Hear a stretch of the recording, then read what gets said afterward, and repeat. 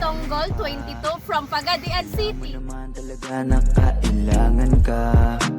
Ang katulad mo ay matagal kong hinahanap at gusto.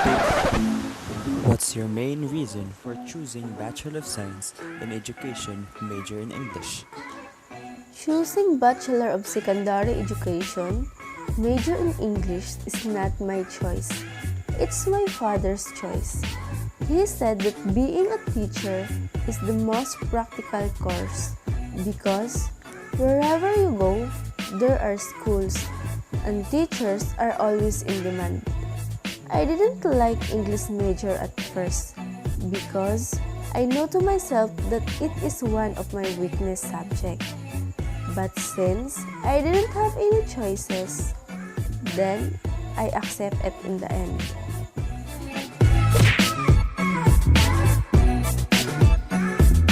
What's up guys? I'm teacher Arjeli and today I will be teaching you about subject contemporary world. First of all, I will provide you 5 examples of words with PH sounds in the initial of the words. Phrase, philosophy, physics, photoshoot, and phenomenon.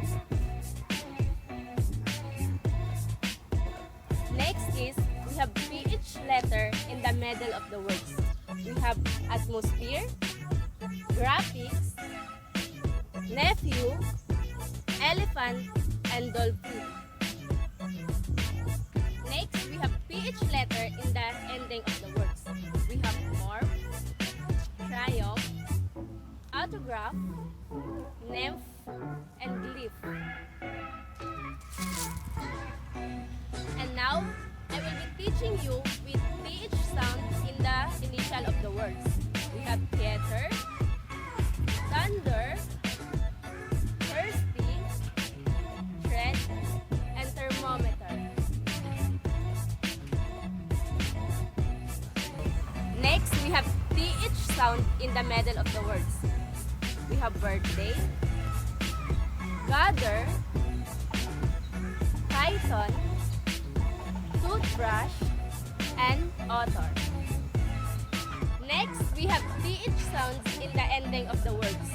We have earth, breath, south, growth, and word. Next, I will provide you 5 examples of TH soft sound.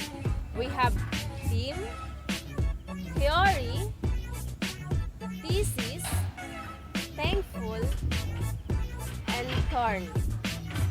Next, we have TH soft sounds in the middle of the words. We have Mateo, arithmetic, author, birthday, and toothpaste. Last, we have TH soft sound in the ending of the words. We have length, north, path, mouth, and might. And now, I will be provide you 5 examples word with TH hard sound in the initial of the word.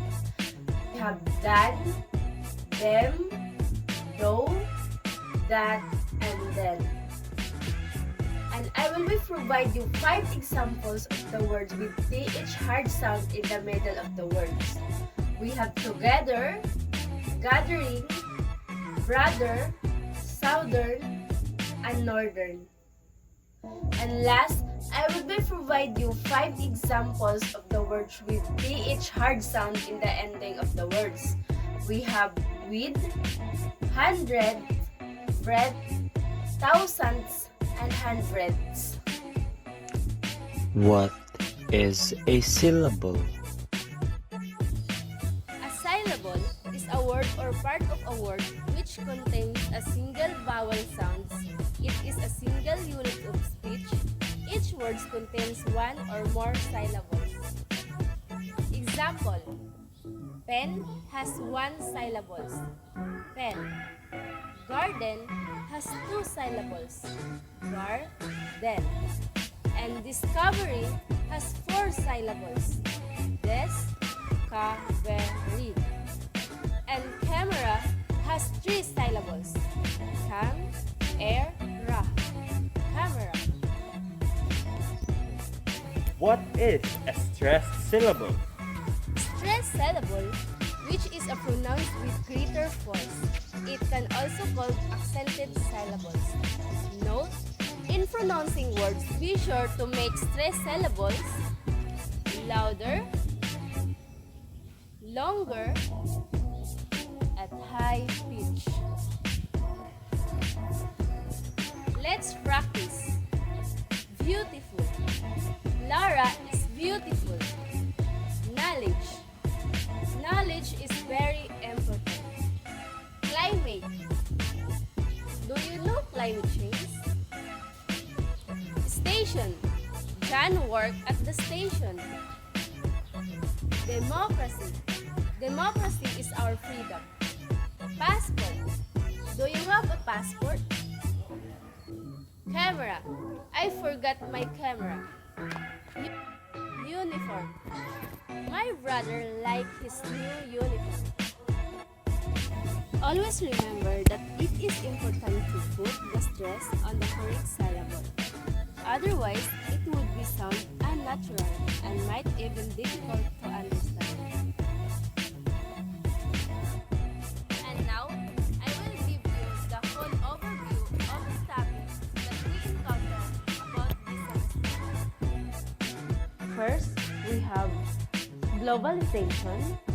Second is all about the global economy. Third, the United Nations and contemporary global governance. Fourth, we have globalization, media, and communication. And last is all about global demography. The definition of globalization and pros and cons of globalization is under the first lessons, which is globalization. The early international trading system, neoliberalism, the Bretton Woods system, and global financial crisis with its causes and effects is under the second lessons, which is global economy. Under the United Nations and contemporary global governance are definition of global governance, definition of United Nations, primary role and function of United Nations, and definition of international organizations, together with the two types of international organizations, which are International Governmental Organizations or IGOs, and International Non-Governmental Organizations or INGOs. It is also included the list of international organizations, which are World Bank or WB, World Trade Organization or WTO, World Health Organization or WHO, and United Nations or UN.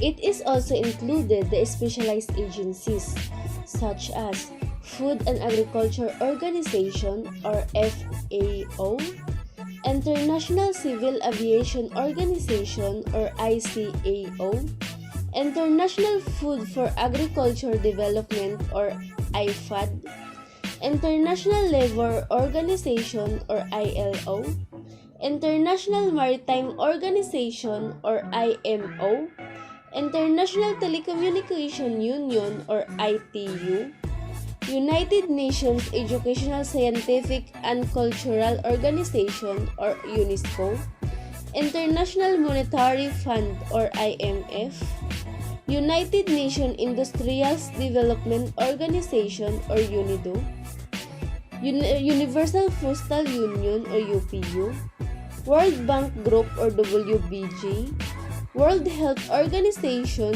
or WHO, World Intellectual Property Organization or WIPO, the World Meteorological Organization or WMO. It is also included the supranational organization, which are International Labour Organizations or ILO, International Monetary Fund or IMF, the World Bank or WB, the World Health Organization or WHO, and the World Trade Organization or WTO. Contemporary waves of globalization, globalization as the growing interconnectedness, globalization as the evolution of global consciousness is under the fourth lessons, which is globalization, media, and communication. Population growth of the Philippines or world, effects of world populations, and the three components of population growth, which are birth rate, death rate, and migration, is under the fifth lessons, which is global demography. What did you learn in contemporary world subject? How can this subject help in our community and in our everyday living? For the past few months of having contemporary world subject, I became aware of the complexity of our society and how our current world suffers from various problems. It is important to all of us to be informed with the current happenings of the modern world in order to educate and preparing us in the future. Studying by this subject opened my interest to know more about current population, especially in the Philippines. The contribution of contemporary world subject in our everyday living is to help us to set values connected with community life, to exercise our role as citizens. Adults learn to refer ethical, cultural, and democratic principles, to take positions on issues we refer to principles and values of democratic life.